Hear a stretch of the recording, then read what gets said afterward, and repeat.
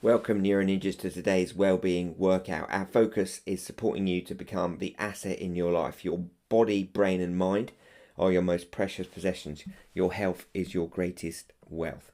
And as always, we'll start with a bit of Neuro Ninja wisdom. Look at the impact walking has on our body and our mind. Within 3 minutes, blood pressure decreases. Within 5, mood improves. Within 10, we're experiencing more creative and imaginative thinking. That's going to help us solve some of the problems and complexities that we're experiencing in our life. Within 15 minutes, blood sugar levels are decreasing. Within 30, that's really helping us begin to lose weight. Within 40, it's reducing the risk of coronary heart disease. And in 90 minutes, if we manage to walk 90 minutes, there's been a reduction in depressive thoughts in studies if people manage to walk 90 minutes each day. So today's wellbeing workout is focused on intrusive thoughts. Why do I have intrusive thoughts? Answer 1, because brains babble like hearts pump. Remember, Neuro Ninjas know we are a brain and a body that generate a mind, not a mind that bosses around a body and a brain. So to be a Neuro Ninja, we need to hang on to this really important idea.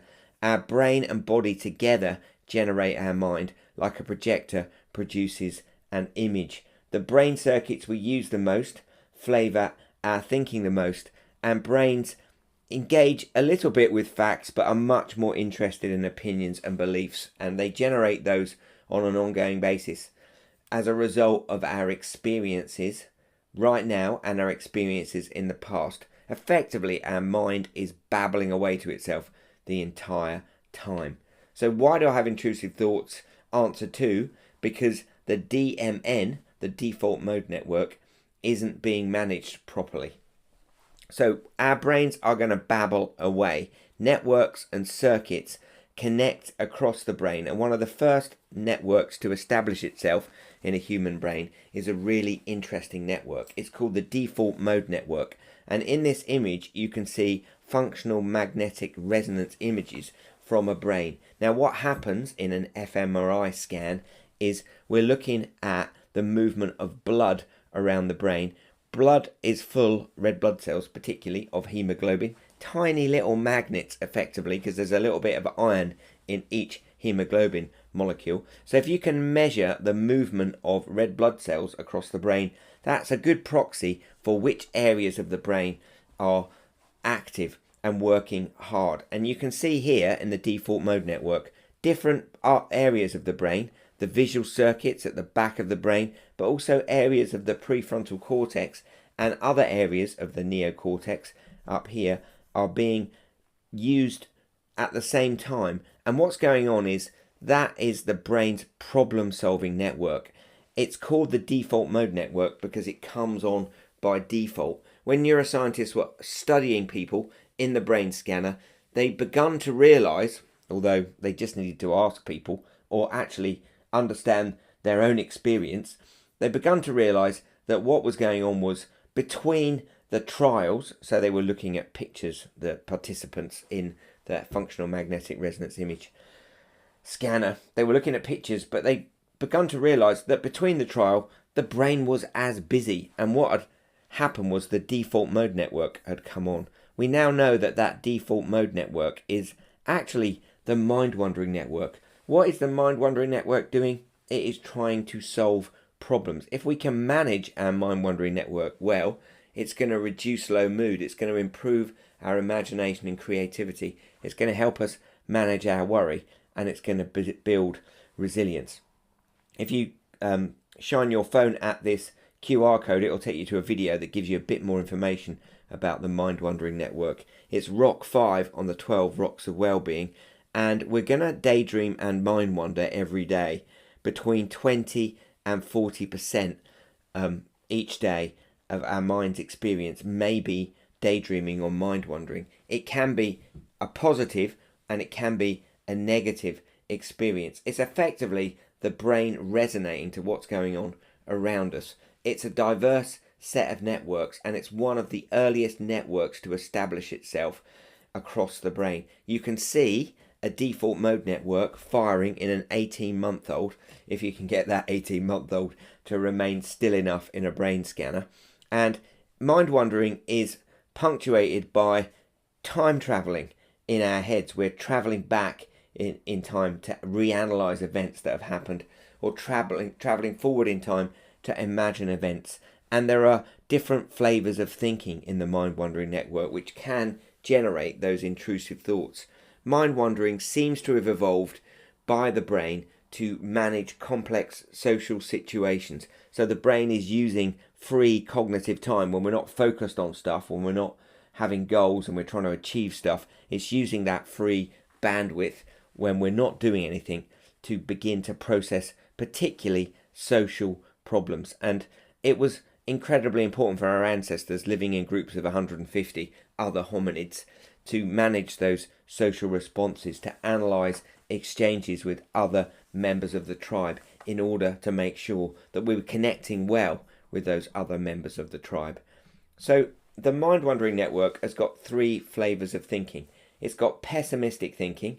It's going to be really bad, worst case scenarios. It's got optimistic thinking. It's going to be really good, best case scenarios. And it's got realistic thinking. It's going to be okay, likely case scenarios. Now, as a result of our experiences, if we're going through a complex time, if we've had trauma, if it's really, really tricky right now, we're possibly going to experience more pessimistic thinking. Remember, brains are negative by default because negative biases kept our ancestors alive. If you're assuming the worst in a dangerous ancestral environment, you're more likely to survive for longer. So brains are pessimistic first in their mind-wandering network. And if there's a lot of complexity going on, there's a lot of moving parts in our social world, there are difficult relationships going on around us, our brain is going to be pessimistic in its mind-wandering network. And remember, we're living in a neurally plastic brain. So if we have got a lot of events occurring around us and our brain is being pessimistic a lot, we're going to strengthen those circuits of pessimism. We can't control the amount of pessimistic thinking that we have in terms of automatic thoughts, but we can speak back to those negative thoughts. And if we've got a worst case scenario being generated by our mind wandering network, our brain's babble, we could talk back to it with a best case scenario. Which circuits do we get to live in and live with? The ones we feed. Now, we can't control what's going on around us. Our brain is going to respond to that with pessimism first if there's lots of change and uncertainty, but we can balance the response of our brain by deliberately deciding to talk back to our mind-wandering network. When it's kicking off with negative, pessimistic thoughts, we can fire back optimistic, positive thoughts, and obviously realistic thoughts in the middle as well. What's really interesting in our neurally plastic brain is the circuits of executive function that manage the rest of our brain. They get the mind-wandering network going more when there's more complex problems to solve. And that mind-wandering network might even be upregulated, chemically changed to become more sensitive when there's lots of change and complexity going on around us.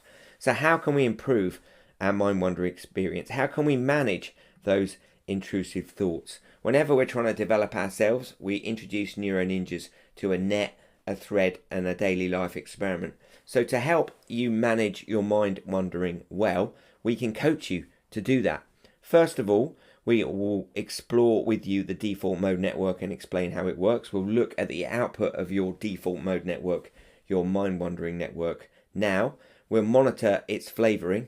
We will then ask you to notice rumination and apply an acronym called SAVE, which is all about exploring the kind of thoughts you've got and perhaps talking back to some of them.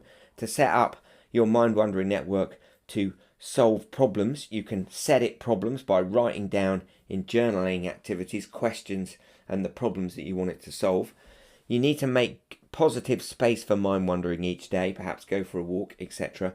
And you can capture the output of your mind-wandering network. But the key aspect of this experience is very much about beginning to manage that space. Notice the kind of thoughts that are filling our mind-wandering network, pessimistic, optimistic, or realistic, and slowly but surely to begin to build balance into that network. Thanks for listening. We're back next week at 8 a.m. on Wednesday. If you're in an organisation where you can access coaching for free, you just need to email us and get in touch, and we'll set up coaching sessions. If you're listening to this and your organization doesn't subscribe to AYP support and services, just get in touch and we can talk to the people in your organization to get your subscription going so we can support you and your colleagues